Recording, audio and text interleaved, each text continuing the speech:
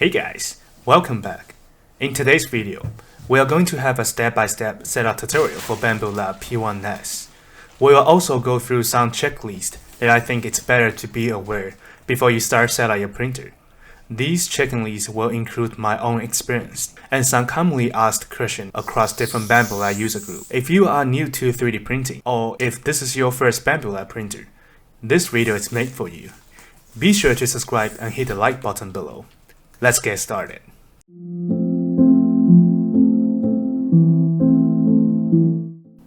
Before we do an open box and start our printer, let's go over some pre-assembled checklist.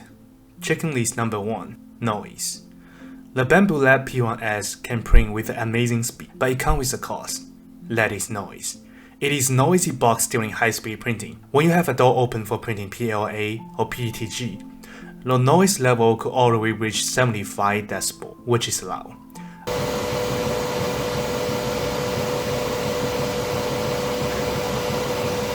The noise mainly comes from the part cooling fan and the fast-speed printing motion. The fast-speed motion also creates a lot of vibration and high-pitched noise. The motion noise could pass through the walls and make you hard to sleep at night. That is what I record at night from the other side of my apartment.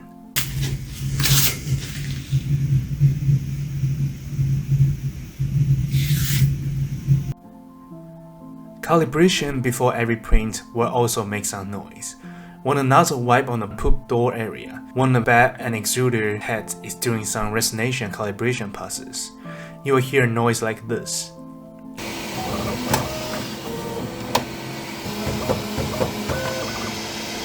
And this.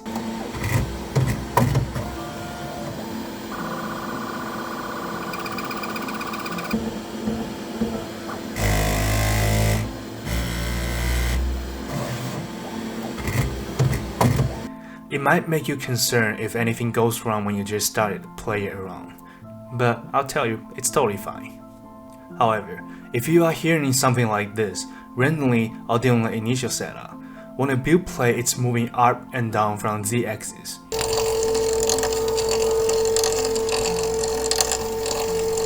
there is something wrong with the lead screw and motors. If restart and change the print file does not fix the problem, you will need to contact customer support before continue playing around. Checklist number 2, bed leveling. Unlike traditional budget or mid-range 3D printer, you won't need a piece of letter paper or filler gauge to help you to level a bed. P1S automatically run the bed leveling included on the initial setup wizard. If this is your first 3D printer, I would say you'll get spoiled.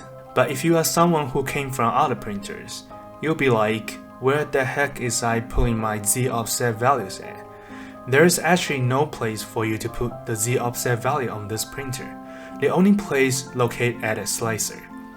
When you go over machine setting, on the starting G code, you can change this value to increase or decrease the Z offset. I was having issue with one of the sample filament not sticking on the build plate. I reduced many times of bed leveling, but it did not help.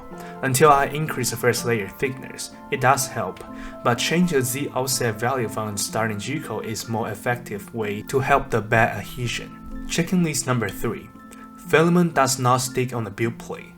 As I mentioned on the checklist number 2, changing the Z offset on the starting G code will generally help the first layer issue. If you are still have the issue with the filament do not stick on the first layer, you can try use a dish soap to wash the build plate before you first print, and be sure to complete dry before you put it back to the printer, or using some isopropyl alcohol to wipe the build plate occasionally. It is also worth to mentioning that the temperature sensor on the P1S is located under the build plate, so when you set the bed temperature on the slicer, it will reflect on the bottom of the bed, not the surface of the PEI sheet. There might be some temperature difference between two surfaces. Slightly higher bed temperatures are generally recommended. I generally print with a PLA with 50 to 60 degrees on bed, PETG at 70 to 80 degrees, TPU at 60 degrees, and ABS from 90 to 100 degrees, just for your reference.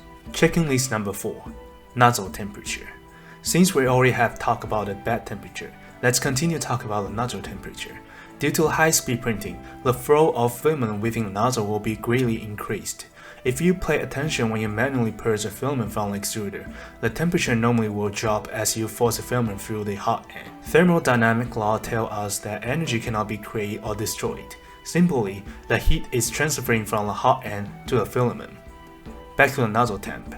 With the high flow demand, we'll greatly want to put a little higher nozzle temperature on the slicer, just so the filament will melt fast enough and passing through the nozzle.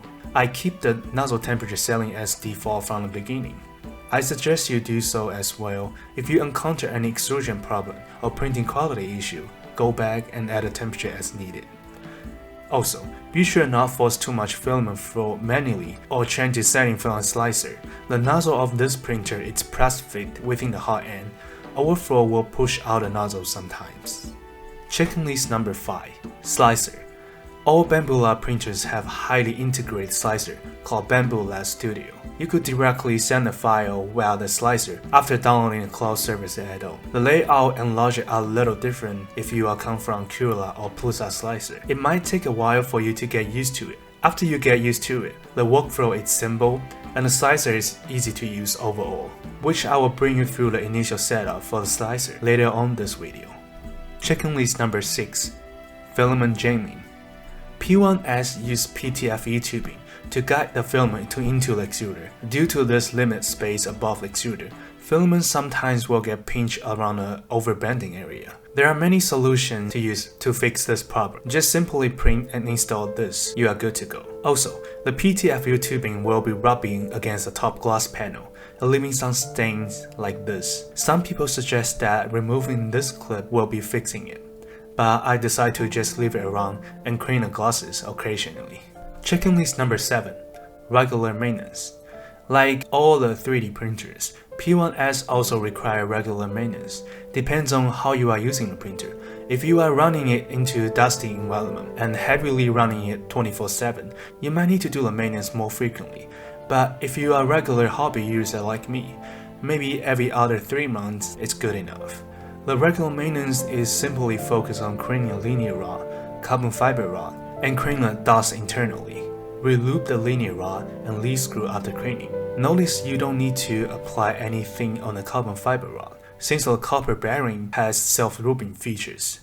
Also, the extruder gear set is considered as a tear and wear part. It will generally last pretty long, but if you are printing some filament with additive that leaves a lot of debris, it might cause some issue, just something you want to keep eyes on. Checklist number 8. Enclosure. The enclosure is great for printing high-speed filament like ABS, polycarbonate, and carbon fiber, but when you are printing PLA filament, you might want to leave a front door open. The high ambient temperature will not do well with the PLA filament. It will cause overhang to not cooling properly and sometimes may lead to a heat creep and clog the extruder. Checklist number 9. Upgrade. There are already so many upgrades online right now that you can download for free. Since the Bambu Lab printer lineup is so popular, there are many useful and functional upgrades you can get for free. Poop bin is going to be handy to have. Like this one, it will be guide the poop filament to the front so you can see how much the bin is filled. Sometimes this top razor is handy too. I am working on design one of these top razor storage things, so stay tuned. There are also some checklists related to the AMS system, but let's leave it for another videos. Let's get started with setting out the printer.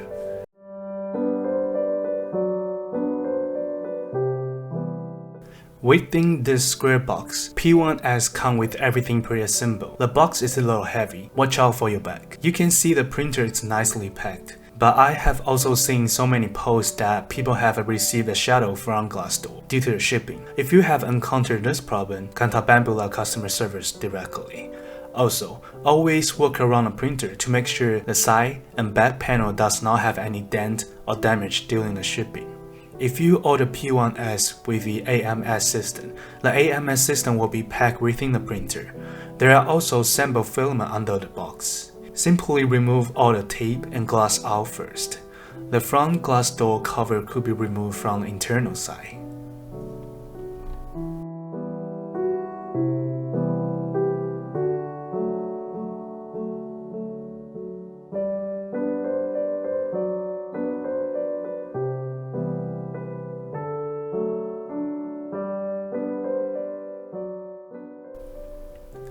Let's move to the top. I ordered AMS system with the printer.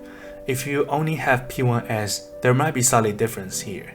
There is an accessory box within the printer. It has nice ink to tell you what's inside. Let's take a look.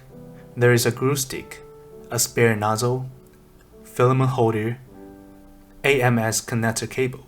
If you only have P1S, there won't be this one. A power cord, user menu, and little screen. Some bolts, grease, thermal paste, and lastly, 3 pieces of tools that you need for setup printer. Continue move the AMS box out. There are a few foam pieces holding really tight. Just keep the part safe during the shipping. It might be a little bit hard to remove. There are a few bolts under AMS box to holding it. Let's remove from the front side. After removing 2 bolts, indicate by red arrows, orange arrows.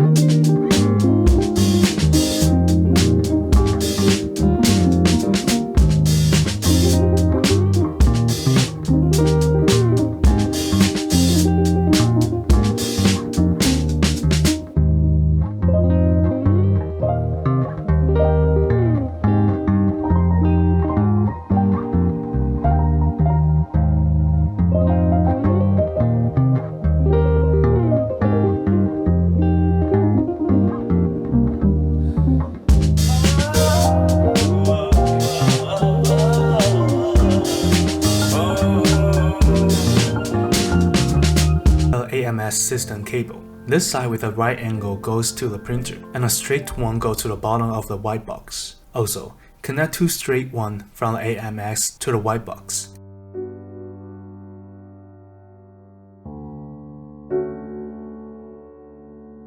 Unscrew this one to put the filament holder in. Notice that there are something above here. These 2 screws are used to adjust the belt tension. You don't need to make any adjustment on that.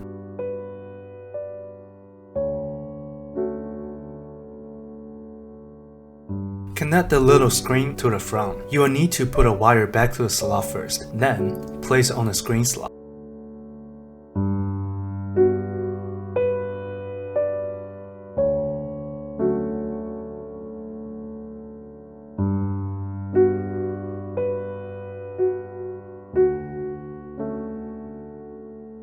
Turn the printer on from the back bottom right hand side.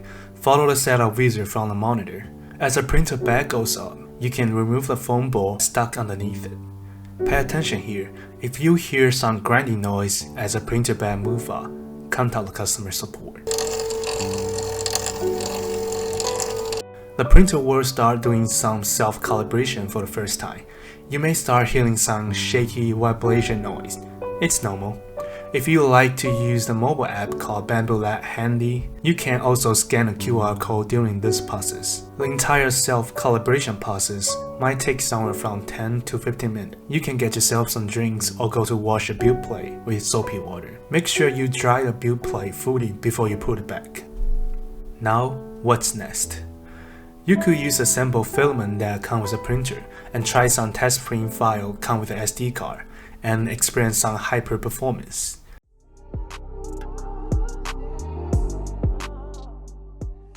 Or follow me do a quick walkthrough with the Bambu Lab Studio. Let's Google Bambu Lab Studio and download it. After installing, you'll see an interface like this. As I am making this video, the Bambu Lab have released a new version of the slicer with a major update. First, follow the instruction, select the region according to where you're at. Select the printer, which is P1S. You can see down here, it also supports some other printers. Next, pick some of the commonly used filament template. It will be require you to download a network plugin, otherwise you are not able to use the wireless feature. First, let's log on to a Bambu Lab account so we can send our printing files to the printer wirelessly.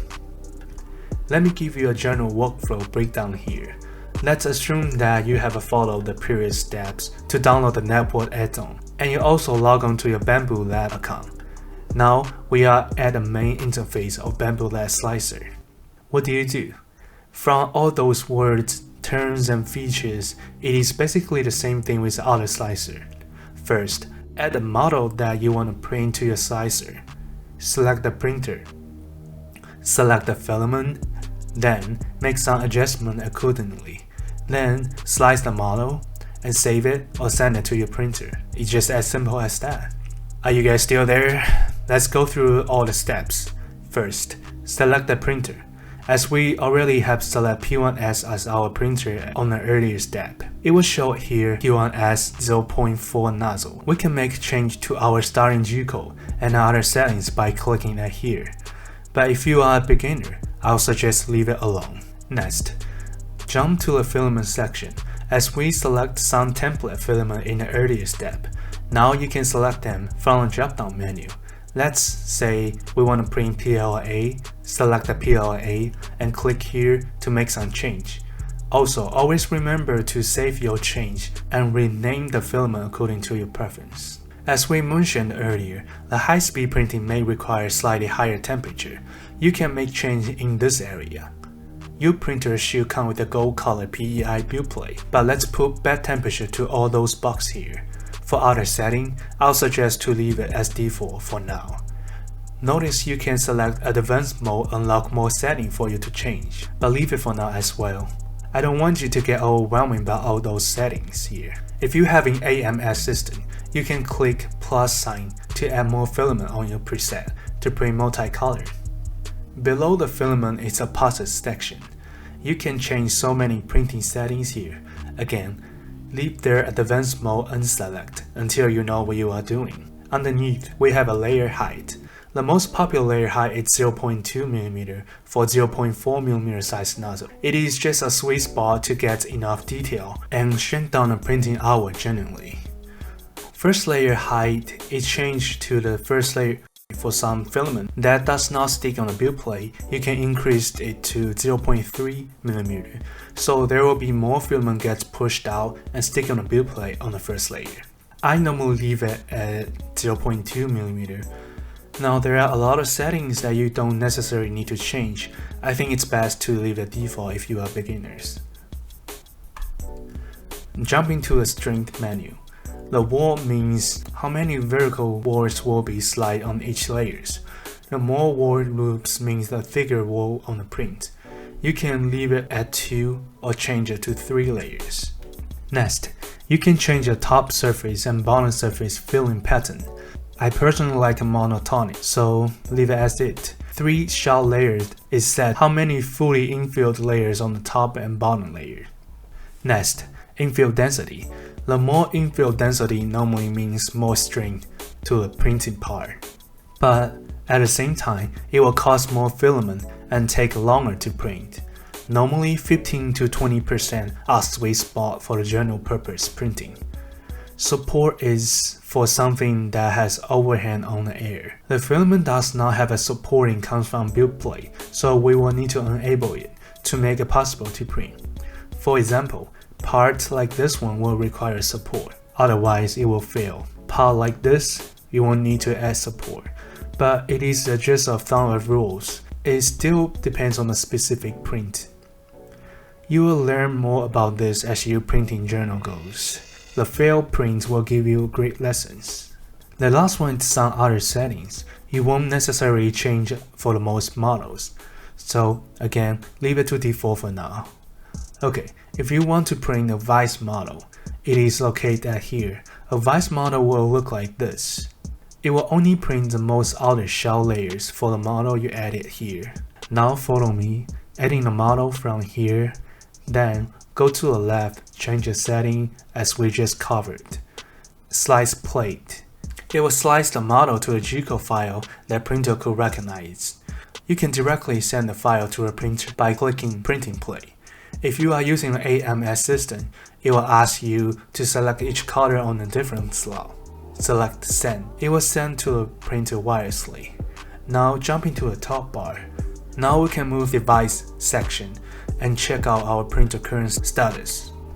You could also save the project for next time printing over here. The last calibration manual is something information to help you calibration the printer. I think that information should be able to help you get started with the printing. If you guys want a fully intro video on Bambu Lab Studio, let me know on the comment section below. Thank you for watching. I'll see you next time.